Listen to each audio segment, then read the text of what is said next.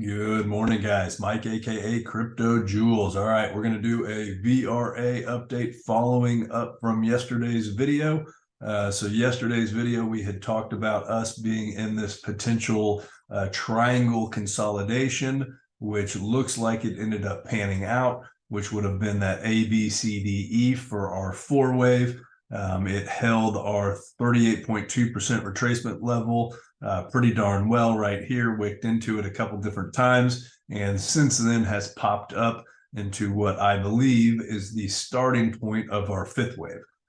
So ultimately what I believe we've got working is this 1, 2, 3, this four wave, and now we will pop up into our fifth wave.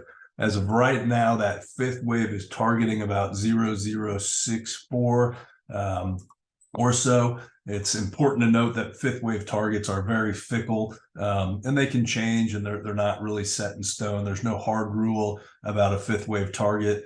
Obviously, this fifth wave could extend. It could do all sorts of different things, but ultimately, what I would be looking for from a typical fifth wave extension target is somewhere, or not extension, my apologies, a typical fifth wave is somewhere around 0064.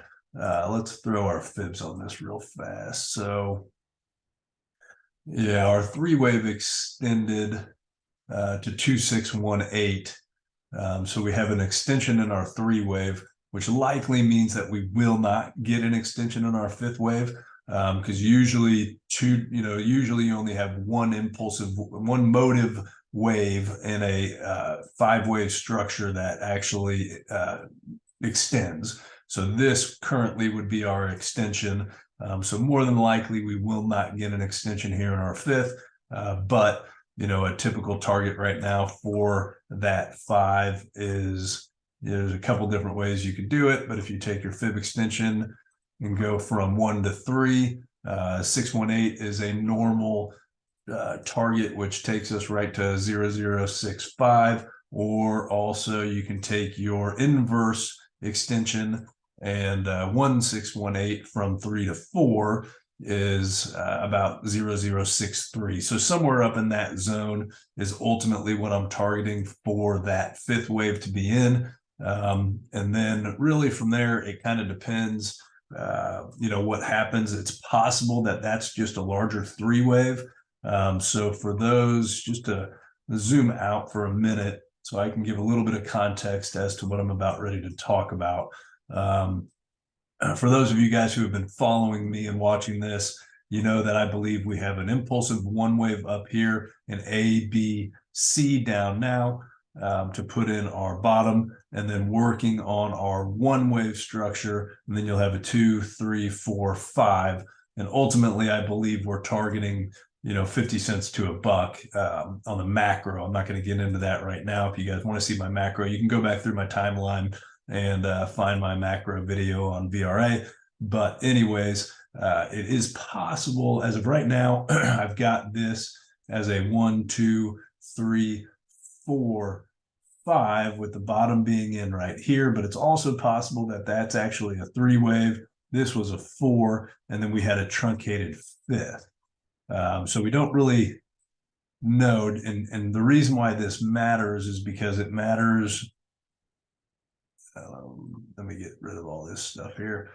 The reason why it matters is it determines where our one wave is going to be, our larger degree one wave. So if this is our fifth wave, and this is some sort of 1, 2, 3, 4, 5, and that's 5 waves down, then this is here would be our 1, 2, and then this entire structure would be a 3.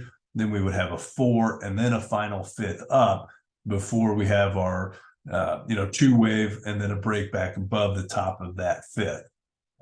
If this is the bottom and it was a truncated fifth, being this 1, 2, 3, 4, 5, then we would have a 1, 2, 3, 4, 5. This would be our one wave. Then we would have a three wave structure down, would need to hold and then break back above, and then that would put us into our three wave. So again,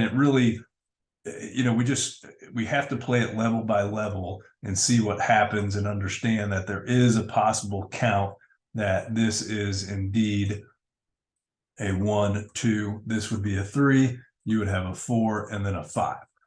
So once we get to this structure here, and once we get a full 5-wave impulse off of this low, that is where you throw your FID extensions on, and then you figure out where your levels would be for a valid 4-wave support. So in this scenario, if we topped at exactly that 0064, then all of a sudden our 4-wave support would be right down in this zone, and our 2-wave support